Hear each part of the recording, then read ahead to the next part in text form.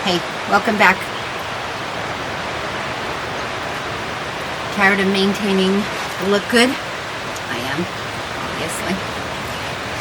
We spent the first half of our lives obsessed with our look good.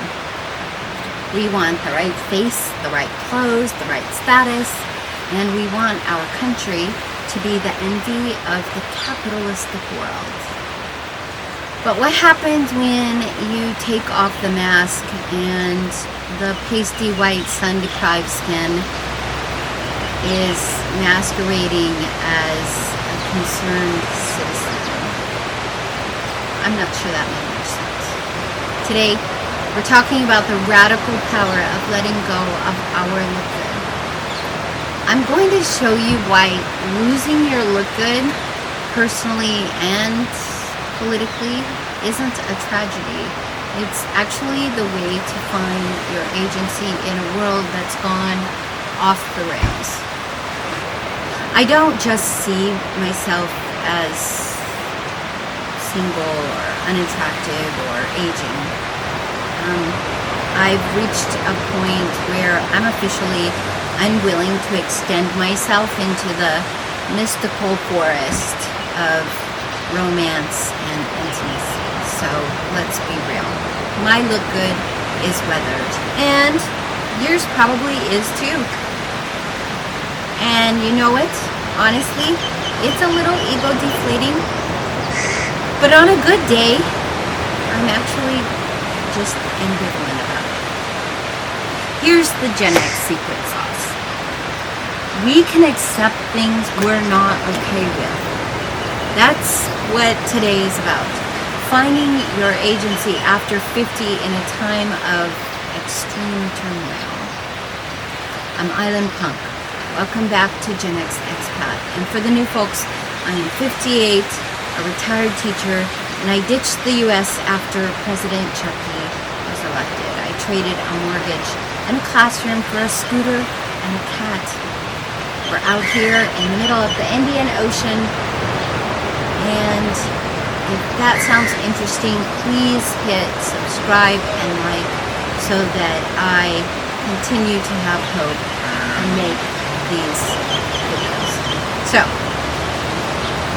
I really need your help to hit 1 million subscribers. That's really what it is. Anyway, that's not what I wanted to talk about. What I wanted to talk about was this skit that I remember from when, I think it was in the 2000s? I can't remember when it was. Remember when comedy actually mattered? Back when we still laughed? There's this classic Amy Schumer skit. She finds Julia Louis-Dreyfus, Tina Fey, and Patricia Arquette having a picnic by a river. They're celebrating Julia's last couple birthday. The exact 24-hour window where the movie industry decides woman is no longer marketable as sexy. In the skit, they don't cry. They pop champagne. They laugh at the absurdity of the expiration dates stamped on their foreheads. It's Gen X solidarity at its best. A wink at the nonsense we've lived through. I'd love to laugh like that.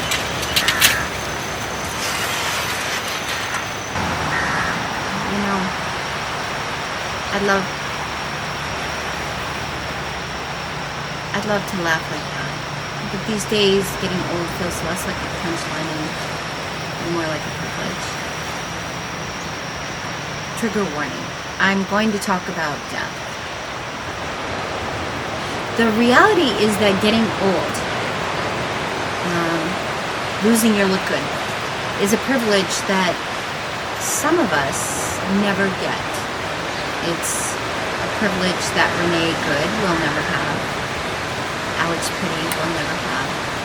It's a privilege denied to minorities killed by violence, and it's a privilege stolen from the children that the Chucky regime has bombed in our name. Yeah, that's right. He killed children to protect us. For you and for me. He killed us. He bombed a school with children in it, using our money for our sake. Let that sink in.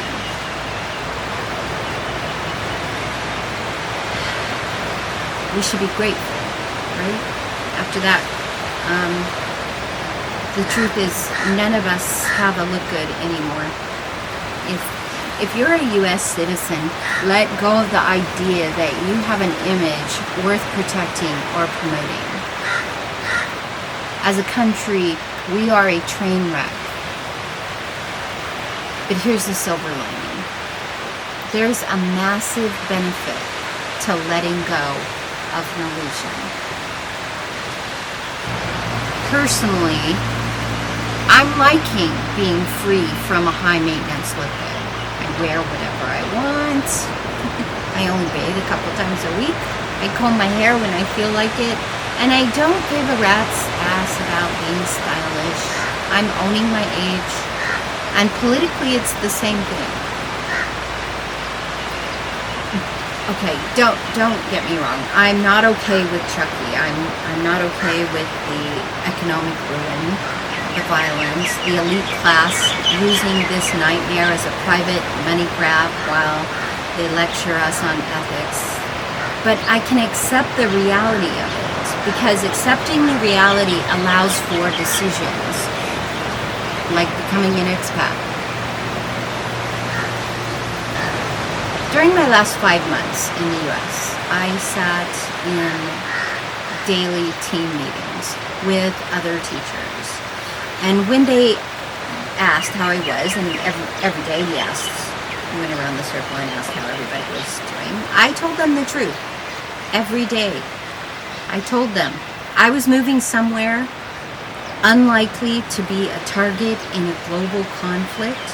I told them that the US economy was about to be shredded like cheese for a quesadilla, so the wealthy investor class could have 4 years of binge eating. I said, I hope I'm wrong. I hope we don't become a dystopian nightmare. I hope our allies are not forced to abandon us. It wasn't taken seriously, and now I'm hoping that people, everyone, not just that group of people, but everyone can see that that's where we are. That the level of ignorance is just laughable. Everything else is just a nightmare. So if you accept that you're in a dystopian nightmare, even though I am on the other side of the world, I still see the dystopian nightmare. I'm still a part of a country in a dystopian nightmare. So if we accept it, what can we do? Well, we can now make decisions for something better. We can let go of the illusion that the U.S. is a superpower, that everyone should worship. We should have the freedom to actually build something worthwhile. If the U.S. look good is thrown out, and we take off the mask that everybody wants to be like us, we could build something else. What if questions are helpful? What if the minimum wage covered basic living expenses? What if healthcare and education were public goods, not commodities? What if corruption was prosecuted as aggressively as violent crime? What if we threw out Citizens United and took the money out of the ballot box? What if CEO pay was capped at a reasonable percentage of a worker's salary? And here's just like a super fun thought. What if the upper class had to fund the welfare system? Wouldn't they suddenly have an incentive to pay a living wage? It seems like it's simple math, right? Pay for welfare or pay a living wage. It would be better to have a living wage. This isn't meant to be a dark video, no more than coming to terms with getting old and having illness is dark. It's just change and acceptance of change and moving through it. The US is a young country, and we are in maybe messy, ugly years. But the future isn't written yet. This administration doesn't have to take any more from the people than it already has. There are smart, wise, industrious people out there who have a sense of humanity. Non-grifters, maybe, just a thought, non-grifters, who are willing to lead. We just have to stop worrying about how we look and start focusing on what we are, or who we are, or what we want to be. Thank you for staying with me this far. I know that I'm all over the place here, and that my thoughts are actually very jumbled. And that's just what it is. Subscribe to keep this dialogue going. Join me on Substack, Island Punk Daily Dives into building emotional muscle.